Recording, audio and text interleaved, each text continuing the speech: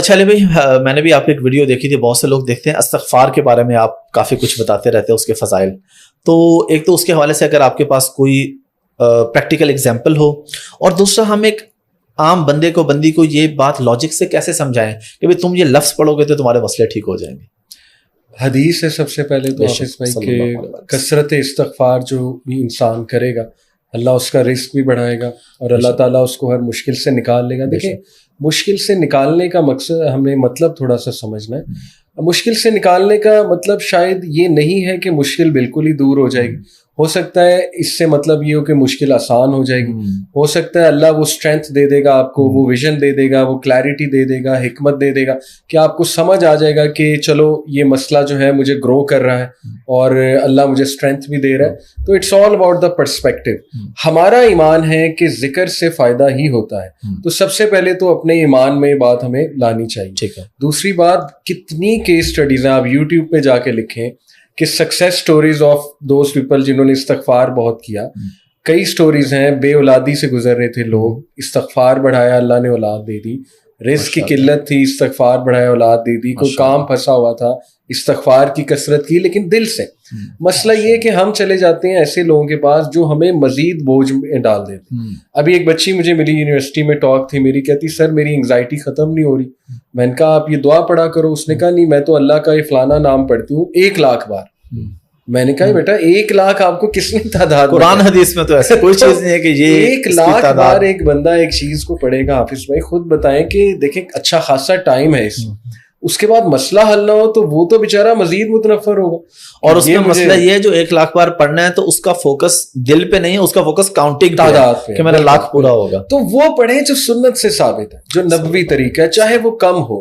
کثرت عمل ہم سے درکار نہیں ہے، ہم سے احسن عمل درکار ہے. اللہ نے سورہ ملک میں کہا نا. تو اس لیے استغفار کے تو فائدے ہی فائدے ہیں. دیکھیں سب سے بڑا فائدہ تو یہ ہے کہ آپ کا اللہ سے تعلق بہت اچھا بن جائے اور یہی مقصد حیات ہے. سبحان اللہ، ایک میننگ فل لائف ہے کہ اللہ کے ساتھ تعلق اسٹرانگ ہو جائے گا.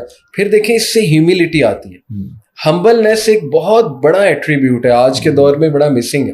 عاجزی، ہیوملٹی، ہمبل لوگ بہت اوپر جاتے ہیں الحمدللہ. اس کے بعد اس کے فائدے ہیں، رزق میں اضافہ ہوتا ہے. تو اس لیے اس کے فائدے ہی فائدے ہیں. میں تو ریکمینڈ کروں گا کہ 100 بار اس کو عادت بنا لیجیے. پروفٹ صلی اللہ علیہ وسلم ڈیلی 100 بار تو کرتے تھے حدیث کی روشنی میں. اس کے مختلف ہیں، استغفر اللہ توب الیہ، استغفر اللہ الذی لا الہ الا هو الحی القیوم واتوب الیہ. جی تو مختلف ہیں، آپ سرچ کریں انشاءاللہ اس میں، لیکن 100 بار ضرور اس کو جو ہے نا وہ کریں ڈیفینیٹلی. کوئی ایک سکسیس اسٹوری آپ کو یاد ہے اس حوالے سے؟ ایک ہمارے پاس آنٹی آئیں، وہ آنٹی کہہ رہا ہوں، چلیں سسٹر کہہ لیتا ہوں کیونکہ وہ بے اولادی تھی انہیں.